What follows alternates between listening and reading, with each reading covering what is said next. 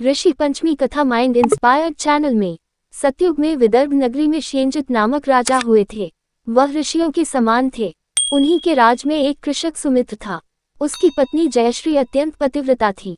एक समय वर्षा ऋतु में जब उसकी पत्नी खेती के कामों में लगी हुई थी तो वह रजस्वला हो गई। उसको रजस्वला होने का पता लग गया, फिर भी वह घर के कामों में लगी रही। कुछ समय बाद वह दोनों स्त्री पुरुष अपनी अपनी आयु भोगकर मृत्यु को प्राप्त हुए।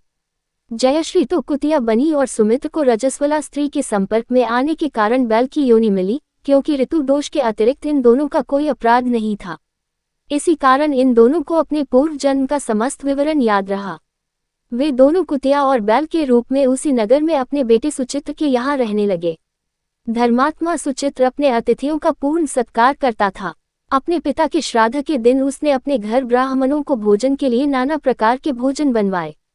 जब उसकी स्त्री किसी काम के लिए रसोई से बाहर गई हुई थी तो एक सर्प ने रसोई की खीर के बर्तन में विष वमन कर दिया।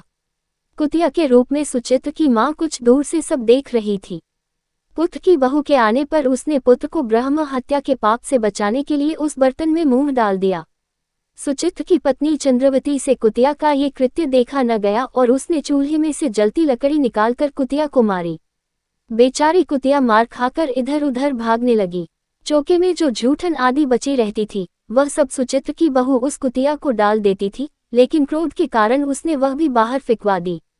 सब खाने का सामान फिकवा कर बर्तन साफ करके दोबारा खाना बनाकर ब्राह्मणों को खिलाया।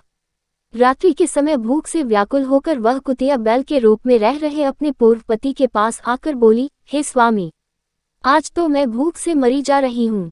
वैसे तो मेरा पुत्र मुझे रोज खाने को देता था, लेकिन आज मुझे कुछ नहीं मिला।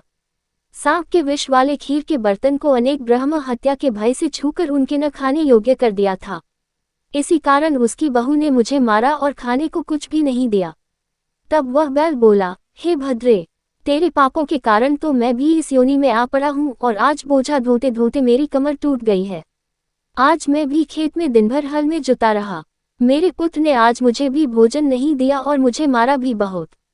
मुझे इस प्रकार कष्ट देकर उसने इस श्राद्ध को निष्फल कर दिया। अपने माता पिता की इन बातों को सुचित्र सुन रहा था।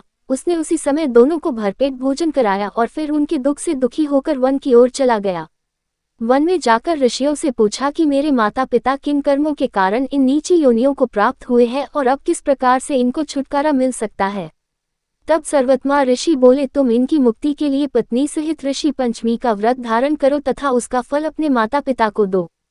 भाद्रपद महीने की शुक्ल पंचमी को मुख शुद्ध करके मध्याह्न में नदी के पवित्र जल में स्नान करना और नए रेशमी कपड़े पहनकर अरुंधति सहित सप्तऋषियों का पूजन करना। इतना सुनकर सुचित्र अपने घर लौट आया और अपनी पत्नी सहित विधि विधान से पूजन व्रत किया। उसके पुण्य से माता पिता दोनों पशु योनियों से छूट गए।